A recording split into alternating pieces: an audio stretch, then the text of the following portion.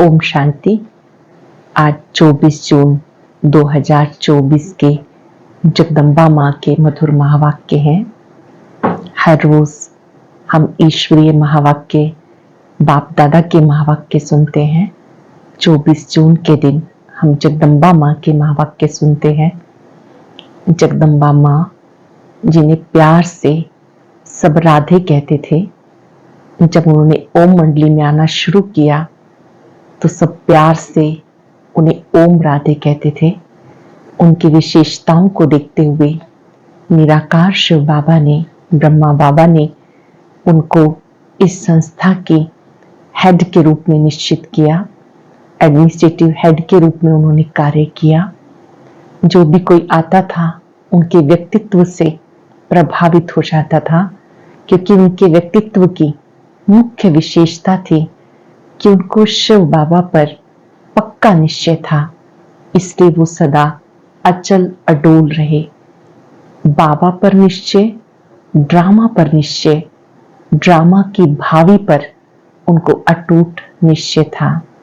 दो मुख्य स्लोगन रहे उनके, हुक्मी हुक्म चला रहा है, दूसरा हर घड़ी अंतिम घड़ी है। उन्होंने अपने जीवन से सबका मार्ग प्रदर्शन किया। मातेश्वरी जी जब भी किसी से मिलते थे तो बहुत अपनापन अनुभव होता था और उनको देखते ही सब महसूस करते थे कि ये मातेश्वरी जगत की पालना के निमित्त है, जगदम्बा है। उनकी मीठी पालना को आज भी हम सब दिल से याद करते हैं। उन्होंने जो अपने जीवन से सिखाया, हम सब भी उसे अपने जीवन में लाने का दृढ़ संकल्प करें और उन्हें आश्वासन दिलाएं। मीठी माँ, आपने जो हमें ज्ञान की मीठी लोरी दी है, ज्ञान की मीठी बातें बताई हैं, हम भी उसे अपने जीवन में अवश्य लाएंगे। आज के मातेश्वरी जी के महावाक्यों में उन्होंने विशेष रूप से इस विश्व नाटक की बात को समझाया है। इसे नाटक कहो, ड्रामा कहो, खेल कहो, हम सब इसमें पार्टधारी हैं। जैसा बीज बोते हैं वैसा फल मिलता है। कर्म का सीड ठीक होना बहुत जरूरी है। कर्म रूपी बीज अच्छा है तो फल भी अच्छा निकलेगा। अगर बीज ठीक नहीं बोया तो फल प्राप्त करते समय रोते हैं। इसे कर्म क्षेत्र कहते हैं। साथ साथ साइलेंस का महत्व समझाते मम्मा ने कहा, ये याद रखो, आई एम साइलेंस, शांति मेरा स्वधर्म है। ये कहते अपने स्वधर्म में स्थित हो जाओ। मीठी माँ के लिए शिव बाबा के कुछ डायरेक्ट महावाक्य भी हैं कि ये मातेश्वरी, जगदम्बा, वागेश्वरी ये कौन है, और ये साक्षात शिव का ही स्वरूप है। वो महावाक्य भी हम ध्यान से सुनेंगे। आज के महावाक्यों का सार है, पवित्रता रूपी गुण को धारण कर डायरेक्टर के डायरेक्शंस पर चलते रहो तो देवताई किंगडम में आ जाएंगे। पवित्रता रूपी गुण को धारण कर डायरेक्टर के डायरेक्शंस पर चलते रहो तो देवताई किंगडम में आ जाएंगे। ओम शांति। इस दुनिया को नाटक भी कहते हैं। ड्रामा कहो, नाटक कहो, खेल कहो, बात एक ही है। नाटक जो होता है वो एक एक कहानी होती है, उसमें बहुत बाय प्लॉट्स बीच में दिखाते हैं, लेकिन स्टोरी एक ही होती है। इस तरह से ये बेहद वर्ल्ड ड्रामा है, इसको नाटक भी कहा जाता, जिसमें हम सब एक्टर्स हैं। अभी हम एक्टर्स हैं तो एक्टर्स को नाटक का पूरा पता होना चाहिए, किस स्टोरी पर ये शुरू होता है, हमारा पार्ट कहाँ से शुरू होता है, कहाँ तक पूरा होता है, हमारा पार्ट कहाँ से शुरू होता है, कहाँ तक चलता है, फिर उसमें समय प्रति समय किस किस एक्टर का कैसे कैसे पार्ट होता है, उसका डायरेक्टर क्रिएटर कौन है, इस नाटक में हीरो हीरोइन पार्ट किसका है, इन बातों की नॉलेज होनी चाहिए। खाली नाटक कहने से तो काम नहीं चलेगा। नाटक है तो नाटक के हम सब एक्टर्स हैं। अगर कोई ड्रामा का एक्टर है और हम उनसे पूछें इसकी क्या स्टोरी है, कहां से शुरू होता है, कहां पूरा होता है, वो कहे हमें मालूम नहीं, तो उसे क्या कहा जाएगा? कहेंगे इसको इतना भी पता नहीं है। कहता है मैं एक्टर हूं। एक्टर को तो सब बातों की जानकारी होनी चाहिए। नाटक शुरू है तो उसका अंत भी जरूर होगा। ऐसे नहीं कि शुरू हुआ तो चलता ही रहेगा। जो इन सब चीजों को समझने का है, इस बेहद के नाटक का जो रचयिता है वो जानता है किस तरह से इस नाटक की शुरुआत हुई है। जो इसका रचयिता है वो जानता है इसकी कैसे शुरुआत हुई है, इसमें मुख्य एक्टर कौन कौन है और सब एक्टर्स में हीरो हीरोइन का पार्ट किसका है। ये सब बातें बाबा समझा रहे हैं। ये सब नॉलेज जो रोज क्लास में आते हैं, सुनते हैं, वो समझते हैं, उन्हें मालूम है इसका डायरेक्टर और क्रिएटर कौन है। क्रिएटर किसको कहेंगे? सुप्रीम सोल को। लेकिन वो भी एक्टर है। उसकी एक्टिंग कौन सी है? जो क्रिएटर है उसकी एक्टिंग कौन सी है? वो है डायरेक्टरपन की। वो एक ही बार आकर एक्टर बनता है। जो डायरेक्टर है वो भी एक्टर बनता है। अभी डायरेक्टर बन करके एक्ट कर रहा है। वो कहते हैं इस नाटक की शुरुआत मैं करता हूं। कैसे? जो प्यूरिफाइड सत्युगी दुनिया है, जिसको नई दुनिया कहते हैं, न्यू वर्ल्ड मैं क्रिएट करता हूं। अभी आप सब जो भी पवित्रता को धारण करके डायरेक्टर के डायरेक्शंस पर चल रहे हो, वो सब एक्टर्स अभी प्यूरिफाइड बन रहे हैं। जो भी डायरेक्टर के डायरेक्शन पे चल रहे हैं वो सब आत्माओं का शुद्धिकरण हो रहा है। फिर इन एक्टर्स के द्वारा अनेक जन्मों का चक्र चलना है। ये बाबा ही समझाते हैं कि अभी पवित्र हुए मनुष्य दूसरे जन्म में देवताई किंगडम में जाएंगे। वो किंगडम 2 युग सूर्यवंशी चंद्रवंशी रूप में चलती है। फिर वो सूर्यवंशी चंद्रवंशी एक्टर का पार्ट जब पूरा होता है फिर थोड़ा नीचे गिरते हैं, अथवा वाम मार्ग में आते हैं। फिर दूसरे धर्मों का टर्न आता है। इब्राहिम, बुद्ध, क्रिश्चियन सब धर्म स्थापक नंबरवार आकर अपना अपना धर्म स्थापन करते हैं। तो देखो नाटक की स्टोरी कहां से शुरू हुई, कहां पूरी होती है। उसके बीच में ये दूसरे दूसरे बायप्लॉट्स कैसे चलते हैं, ये सब वृत्तांत बैठ करके समझाते। अब ये नाटक पूरा होने पर है। वो नाटक तो 2-3 घंटे में पूरा होता है, इसको 5-4 वर्ष लगते हैं। ये जो नाटक है ये 5-4 वर्ष का है, बाकी उसमें थोड़े वर्ष हैं, बस अब उसकी तैयारी है। अब ये नाटक पूरा होकर के फिर रिपीट होगा। तो ये सारा वृत्तांत बुद्धि में होना चाहिए, इसी को ज्ञान कहा जाता। अभी देखो बाबा आकर नया भारत, नई दुनिया बना रहे हैं। भारत जब नया था तो इतनी बड़ी दुनिया नहीं थी। आज पुराना भारत है तो दुनिया भी पुरानी है। बाबा आकर भारत को अविनाशी खंड, जो प्राचीन देश है, इसे फिर से स्वर्ग बनाते हैं। क्योंकि दूसरे देशों में यह भी एक टुकड़ा हो गया। वास्तव में सारी वर्ल्ड, सारी पृथ्वी पर एक भारत का राज्य था, जिसको कहते हैं प्राचीन भारत। उस समय का भारत गया हुआ है, सोने की चिड़िया। सारी पृथ्वी पर भारत का ही कंट्रोल था। एक राज्य था, एक धर्म था। उस टाइम पर सुख था। अभी कहां है? सत्युगी राज्य में सुख था, अभी कहां है? इसके लिए बाबा कहते इसका डिस्ट्रक्शन करके फिर एक राज्य, एक धर्म और प्राचीन वही नया भारत, नई दुनिया बनाता हूं। इस पुरानी दुनिया को छोड़ बाबा हम सबको नई दुनिया में जाने की तैयारी सिखा रहे हैं। इसका डिस्ट्रक्शन करके एक राज्य, एक धर्म, प्राचीन वही नया भारत, नई दुनिया बनाता हूं। समझा? उस दुनिया में कोई दुख नहीं, कोई रोग नहीं, कोई अकाले मृत्यु नहीं। तो ऐसे लाइफ पाने के लिए पुरुषार्थ करो। कोई दुख नहीं, कोई रोग नहीं, कोई अकाले मृत्यु नहीं। ऐसी लाइफ पाने के लिए पुरुषार्थ करो। मुफ्त में थोड़ा ही मिलेगी, कुछ तो मेहनत करनी पड़ेगी। बीज बोएंगे तो पाएंगे, बोएंगे नहीं तो पाएंगे कैसे? तो ये कर्म क्षेत्र है। इस क्षेत्र में कर्मों से बोना है। जो कर्म हम बोते हैं वो फल पाते हैं। बाप कर्मों का बीज बोने का सिखा रहे हैं। कैसे कर्मों का बीज बोना है बाबा सिखा रहे हैं। जैसे खेती करना सिखाते हैं ना, कैसे बीज डालो, उसकी संभाल करो, उसकी भी ट्रेनिंग देते हैं। खेत में कैसे बीज बोना है, कैसे संभाल करनी है, उसकी भी ट्रेनिंग होती है। तो बाबा आकर हमारे को कर्म के खेत के लिए कर्मों को कैसे बोएं उसकी ट्रेनिंग दे रहे हैं। अपने कर्मों को ऊंच बनाओ, अच्छे बीज डालो तो फल अच्छा मिलेगा। जब कर्म अच्छा होगा फिर जो बोएंगे उसका फल अच्छा मिलेगा। अगर कर्म रूपी बीज में ताकत नहीं होगी, कर्म बुरे बोएंगे तो फल क्या मिलेगा? अगर कर्म बुरे होंगे तो फल क्या मिलेगा?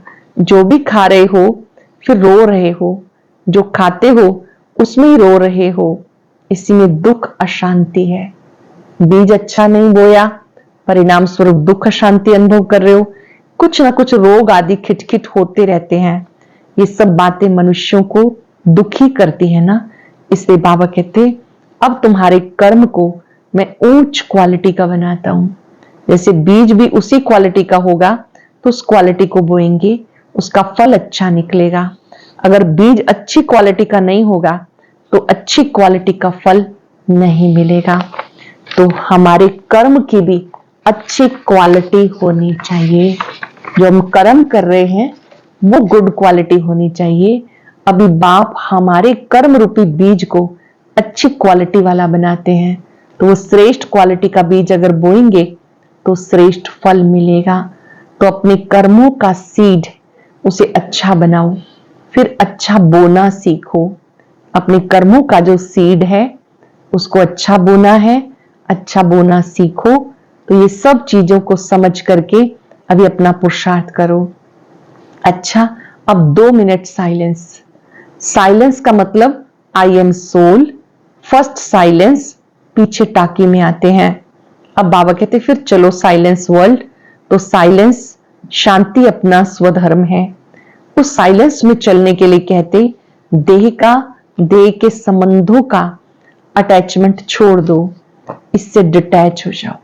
बाबा कहते अपने स्वधर्म में टिको, जो भी अटैचमेंट है वो छोड़ो, देह सही देह के सब संबंधों को भूलो, याद करो मैं शांत हूं, स्वधर्म में स्थित हो जाओ। सन ऑफ सुप्रीम सोल, मुझे याद करो, मेरे धाम में आ जाओ। तो अभी चलने का ध्यान रखो, अभी आने का नहीं ख्याल करो। अंत मते सोगते, अभी कोई में भी अटैचमेंट नहीं, अभी शरीर की भी अटैचमेंट छोड़ दो। समझा? ऐसे अपनी धारणा बनाने की आवश्यकता है। अच्छा, बैठो साइलेंस में, करेंगे 10 सेकेंड। मैं साइलेंस हूं।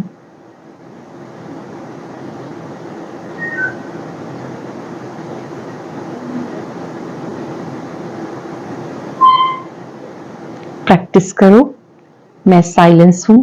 बोलते कैसे साइलेंस होती है मालूम है?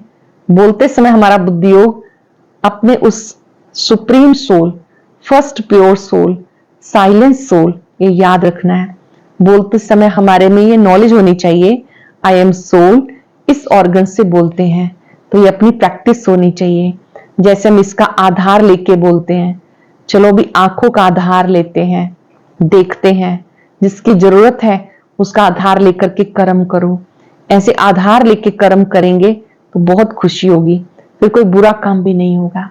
मैं आत्मा हूं, मैंने इन आंखों का आधार लिया है देखने के लिए, कानों का आधार सुनने के लिए। अगर ये स्मृति होगी तो कोई भी बुरा कर्म नहीं होगा, बहुत खुशी होगी, कोई पाप कर्म नहीं होगा, श्रेष्ठ कर्म करेंगे। अच्छा, ऐसे बाप दादा और मां के मीठे मीठे बहुत अच्छे साइलेंस की अनुभूति करने वाले बच्चों प्रति याद प्यार, गुड मॉर्निंग। रूहानी बच्चों की, रूहानी बाप दादा को, मीठी मां को याद प्यार, गुड मॉर्निंग, नमस्ते। अब इस संदेशी के तन द्वारा अलमाइटी पिता के उच्चारित महावाक्य मातेश्वरी जी के लिए। शिव बाबा ने संदेशी के माध्यम से जो मातेश्वरी जी के लिए महावाक्य उच्चारण किए वो हम सुनते हैं। हे शिरोमणि राधे बेटी, तुम निष्दिन मेरे सम दिव्य कार्य में तत्पर हो, अर्थात वैष्णव शुद्ध स्वरूप हो, शुद्ध सेवा करती हो, इसलिए साक्षात मेरा स्वरूप हो। जो बच्चे अपने पिता के फुटस्टेप नहीं लेते उनसे मैं बिल्कुल दूर हूं, क्योंकि बच्चा तो फिर पिता के समान अवश्य चाहिए। ये कायदा अभी स्थापन होता है जो सतयुग त्रेता तक चलता, जहां वहां जैसा बाप वैसा बेटा, परंतु द्वापर कलयुग में जैसा बाप वैसे बेटे नहीं होते। अभी बच्चे को बाप समान बनने का परिश्रम करना पड़ता, मगर वहां तो नेचुरल ऐसा कायदा बना हुआ है, जैसा बाप वैसा बेटा। जो अनादि कायदा इस संगम समय पर ईश्वर पिता प्रत्यक्ष होकर स्थापन करता है। इस संगम समय पर ईश्वर स्वयं कायदा स्थापन करते हैं। मधुर माली की मधुर मीठी दिव्य बेटी, दिव्य पुरुषार्थी बेटी, अब तुझे बहुत रमणीक स्वीट बनना है, औरों को भी बनाना है। अभी वर्ल्ड सर्वेंटी की चाबी सेकंड में प्राप्त करना और कराना ये तुम्हारे हाथ में है। देखो ऑलमाइटी जो हर एक जीव प्राणी का मालिक है, वो जब प्रैक्टिकल में इस कर्म क्षेत्र पर आया है तब सारी सृष्टि हैप्पी हाउस बन जाती है। जब बाबा आते हैं तो सृष्टि हैप्पी हाउस बन जाती। इस समय वही जीव प्राणियों का मालिक अव्यक्त रीति से सृष्टि को चला रहा है, लेकिन जब वो प्रत्यक्ष रूप में देहधारी बन मालिक बने से कर्म क्षेत्र पर आता है तब सतयुग त्रेता के समय सभी जीव प्राणी सुखी बन जाते हैं। वहां सच की दरबार खुली रहती है। जिसने ईश्वरीय सुख प्राप्त करने अर्थ पुरुषार्थ किया उनको वहां सदा के लिए सुख प्राप्त हो जाता है। इस समय सब जीव प्राणियों को सुख का दान नहीं मिलता, पुरुषार्थ ही प्रारब्ध को खींचता है। जिनका ईश्वर से योग है उन्हों को ईश्वर द्वारा संपूर्ण सुख का दान मिल जाता है। जिनका ईश्वर से योग है उन्हें ईश्वर द्वारा संपूर्ण सुख का दान मिल जाता है। ओहो, तुम वही शक्ति हो जो अपनी ईश्वरीय ताकत का रंग दिखाए इस आसुरी दुनिया का विनाश कर दैवी दुनिया की स्थापना कर रही हो। फिर पीछे सभी शक्तियों की महिमा निकलती, अब वो ताकत तुम्हारे में भर रही है। तुम सदा अपने ईश्वरीय बल और रुहाब के मर्तबे में रहो। तुम सदा ईश्वरीय बल और रुहाब के मर्तबे में रहो तो सदा अपार खुशी रहेगी, नित्य हर्षित मुख। तुम्हें नशा होना चाहिए, मैं कौन हूं, मैं किसका हूं। ये नशा होना चाहिए, मैं कौन हूं, मैं किसका हूं। हमारा कितना सौभाग्य है, कितना बड़ा पद है। अब तुम पहले सेल्फ का स्वराज्य प्राप्त करते हो, फिर सतयुग में युवराज बनेंगे। अभी पहले संगम पर सेल्फ का स्वराज्य प्राप्त करते हो, फिर सतयुग में युवराज बनेंगे। तो कितना नशा चाहिए। इस अपने भाग्य को देख खुशी में रहो, अपने लक को देखो कितनी बड़ी लॉटरी मिलती है। ओहो, कितना श्रेष्ठ तेरा लक, जिस लक से वैकुंठ की लॉटरी मिल जाती है। समझा, लकीएस्ट दैवी फूल बच्ची। ऑलमाइटी बाबा कह रहे हैं जगदम्बा मां को आप लकीएस्ट दैवी फूल हो। इस सुहावने संगम पर स्वयं निराकार परमात्मा ने साकार में आकर ईश्वरीय फैक्ट्री खोली है, जहां से कोई भी मनुष्य अपना विनाशी कखपन दे अविनाशी ज्ञान रत्न ले सकता है। ये अविनाशी ज्ञान रत्नों की खरीदारी अति सूक्ष्म है, इसको बुद्धि से खरीद करना है। ये कोई स्थूल वस्तु नहीं है जो इन नैनो से देखने में आए, मगर अति महीन गुप्त छिपी हुई होने के कारण इनको कोई भी लूट नहीं सकता। ऐसा सर्वोत्तम ज्ञान खजाना प्राप्त करने से अति निरसंकल्प सुखदायी अवस्था रहती है। सर्वोत्तम ज्ञान खजाना प्राप्त करने से अति निरसंकल्प सुखदायक अवस्था रहती है। जब तक कोई ने ये अविनाशी ज्ञान रत्न खरीद नहीं किए तब तक निश्चिंत बेफिक्र निरसंकल्प नहीं रह सकते। इसलिए इस अविनाशी ज्ञान रत्नों की कमाई कर बुद्धि रूपी सूक्ष्म तिजोरी में धारण कर निश्चिंत रहना है। ज्ञान रत्नों की कमाई धारण कर बुद्धि रूपी तिजोरी में धारण कर निश्चिंत रहना है। विनाशी धन में तो दुख समाया हुआ है, अविनाशी ज्ञान धन में सुख समाया हुआ है। विनाशी धन और अविनाशी धन दोनों में अंतर है। विनाशी धन में दुख समाया है, अविनाशी ज्ञान धन में सुख समाया हुआ है। जैसे सूर्य सागर के जल को खींचता है फिर ऊंचे पहाड़ों पर बरसता है, वैसे ये भी डायरेक्ट ईश्वर द्वारा वर्षा बरसती है। कहते शिव की जटाओं से गंगा निकलती है, अब इनके मुख कमल द्वारा ज्ञान अमृत धारा बरस रही है, जिसको अविनाशी ईश्वरीय धारा कहा जाता, जिसे तुम भागीरथ पुत्र पावन हो, अमर बन रहे हो। जिसे तुम भागीरथ पुत्र पावन होकर अमर बन रहे हो। ये सिरताज बनने की वंडरफुल मंडली है। यहाँ जो भी नर नारी आएंगे वो सिरताज बन जाएंगे, जो भी आएंगे वो सिरताज बन जाएंगे। दुनिया को भी मंडली कहा जाता, मंडल अर्थात स्थान। अब ये मंडली कहाँ टिकी है? ओम आकार में, अहम स्वधर्म में, और सारी दुनिया स्वधर्म को भूल प्रकृति के धर्म में टिकी हुई है। तुम शक्तियां प्रकृति को भूल अपने स्वधर्म में टिकी हुई हो। तुम शक्तियां प्रकृति को भूल अपने स्वधर्म में टिकी हो।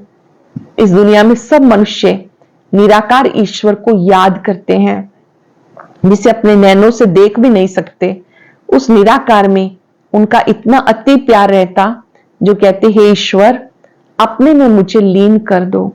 परंतु कैसा वंडर है, स्वयं ईश्वर जब साकार में प्रत्यक्ष हुआ है तब उनको पहचानते ही नहीं। जब वो आया है साकार में तो उसे पहचानते नहीं। ईश्वर के बहुत प्यारे भक्त ऐसे कहते जिधर देखता हूं उधर तुम ही तुम हो। भले वो देखते भी नहीं परंतु बुद्धियोग से महसूस करते हैं ईश्वर सर्वत्र है। लेकिन तुम अनुभव से कहते हो स्वयं निराकार ईश्वर प्रैक्टिकल साकार में आकर के पधारे हैं। अब सहज तुम मेरे से आकर मिल सकते हो, परंतु कई मेरे बच्चे भी साकार में प्रभु पिता को पहचानते नहीं। उन्हें निराकार अति मीठा लगता, परंतु वो निराकार जो साकार में प्रत्यक्ष है उसको अगर पहचान ले तो कितनी ना प्राप्ति कर सकते हैं, क्योंकि प्राप्ति तो फिर भी साकार में ही होगी ना। बाकी जो ईश्वर को दूर निराकार समझते और देखते हैं, जिन्हों को कुछ प्राप्ति नहीं, वो ठहरे भक्त, उन्हें कोई ज्ञान नहीं। अब साकार प्रभु पिता को जानने वाले ज्ञानी बच्चे सर्वदैवी गुणों की खुशबू से भरे हुए स्वीट फ्लावर अपने प्रभु पिता पर अपना जीवन भी चढ़ा देते हैं, जिससे उन्हें जन्म जन्मांतर संपूर्ण देवताई दिव्य शोभनिक तन प्राप्त हो जाता है। जो अपने को कुर्बान कर देते हैं तो उन्हें जन्म जन्मांतर के लिए संपूर्ण देवताई दिव्य शोभनिक तन प्राप्त हो जाता है। सेल्फ को जानने से तुम राइट रॉन्ग सत्य सत्य की परख आ गई। इस ईश्वरीय ज्ञान से ट्रुथ जबान रहती है। ईश्वरीय ज्ञान है जिससे जबान में सत्यता रहती है, जिससे किसी का संग दोष नहीं चढ़ सकता। संग दोष की छाया उसके ऊपर पड़ती तो खुद अज्ञानवश है। इस समय ट्रुथ जमाना ही नहीं, इसलिए किसी की जबान पे भरोसा ना रख, उनसे लिखत लिखवाते हैं। मनुष्यों का बोल ट्रुथ नहीं निकलता। अगर ट्रुथ होता तो उसके महावाक्य पूजे जाते। जैसे देखो डिवाइन फादर के ट्रुथ महावाक्यों के शास्त्र बने हुए हैं, जिनका गायन और पूजन चलता है। उनके ट्रुथ महावाक्यों की धारणा करने से ईश्वरीय क्वालिटी आ जाती है। ईश्वरीय ज्ञान सत्य है, उनके बोल सत्य हैं, उन्हें धारण करने से ईश्वरीय क्वालिटी आ जाती। न सिर्फ इतना, मगर कोई तो पढ़ते पढ़ते श्री कृष्ण का ब्रह्मा का साक्षात्कार भी पा लेते। ओहो होली हृदय कमल, होली हस्त कमल, होली नैन कमल, होली नैन बेटी तेरी सारी काया पलट कमल फूल समान कोमल कंचन बन गई। बाबा बहुत स्नेह भरी मुलाकात मातेश्वरी जी से कर रहे हैं। ओहो होली हृदय कमल, होली हस्त कमल, होली नैन कमल बेटी राधे तेरी सारी काया पलट कमल फूल समान कोमल कंचन बन गई। परंतु पहले जब सोल कंचन बनती है तब सारा तन कंचन प्योर बन जाता है। जिस होली कमल तन में अति कशिश भरी हुई है, तुम अपने परमेश्वर पिता द्वारा अज्ञान तपत को बुझाकर ज्ञान तेज को जगाए अति शीतल स्वरूप बन गई हो। खुद शीतल स्वरूप बन अन्य हमजिन्स को ऐसी सच्ची शीतलता देने अर्थ इस सुहावने संगम पर निमित्त बनी हो। तुम्हारे जड़ चित्रों द्वारा सारी दुनिया को शीतलता शांति का दान मिलता है। तुम्हारे चित्रों द्वारा भी सारी दुनिया को शीतलता शांति का दान मिलता है। अब तुम सारे बैकुंठ को सैल्वेशन में लाए, अंत में अपना दिव्य तेज दिखाए न्यू बैकुंठ गोल्डन गुलशन में जाकर विश्राम करेंगे। अच्छा, बाप दादा का वरदान, बाबा शब्द की चाबी से सर्व खजाने प्राप्त करने वाले भाग्यवान आत्मा भव। बाबा शब्द की चाबी से सर्व खजाने प्राप्त करने वाली भाग्यवान आत्मा भव। चारों ओर कुछ भी ज्ञान के विस्तार को जान नहीं सकते, चाहे कोई ज्ञान के विस्तार को जान नहीं सकते, सुना नहीं सकते, लेकिन एक शब्द बाबा दिल से माना, दिल से औरों को सुनाया तो विशेष आत्मा बन गए। दुनिया के आगे महान आत्मा के स्वरूप में गायन योग्य बन गए, क्योंकि एक बाबा शब्द सर्व खजानों की भाग्य की चाबी है। बाबा शब्द सर्व खजानों की भाग्य की चाबी है। चाबी लगाने की विधि है दिल से जानना और मानना। दिल से कहो बाबा तो खजाने हाजिर। जब हम दिल से कहते हैं बाबा तो खजाने हाजिर हो जाते हैं। बाबा को जाना, माना, पहचान लिया, संबंध जोड़ लिया तो भाग्य श्रेष्ठ बन गया। स्लोगन है, बाप दादा से स्नेह है तो स्नेह में पुराने जहान को कुर्बान कर दो। बाबा से प्यार है तो स्नेह में पुराने जहान को कुर्बान कर दो। आज जगदम्बा मां के स्मृति दिवस पर हम सभी अपनी मीठी मां से दृष्टि लेते हुए एक वायदा करेंगे, हम भी आपके समान संपूर्ण निश्चय बुद्धि, अचल अडोल बनेंगे। जैसे आपने बाबा पर संपूर्ण निश्चय रख संपूर्णता को प्राप्त किया, हम भी आपके समान संपूर्ण निश्चय बुद्धि रहेंगे। बाबा शब्द की चाबी को सही प्रयोग करेंगे।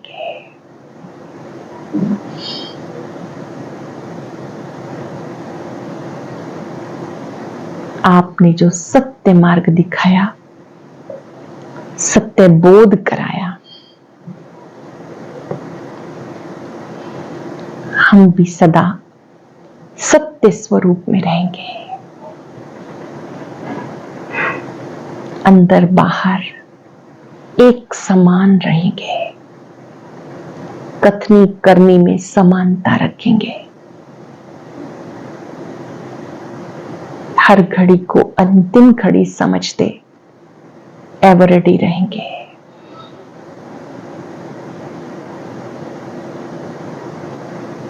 शुक्रिया बाबा, शुक्रिया जगदम्बा मां, शुक्रिया शुक्रिया। ओम शांति शांति शांति।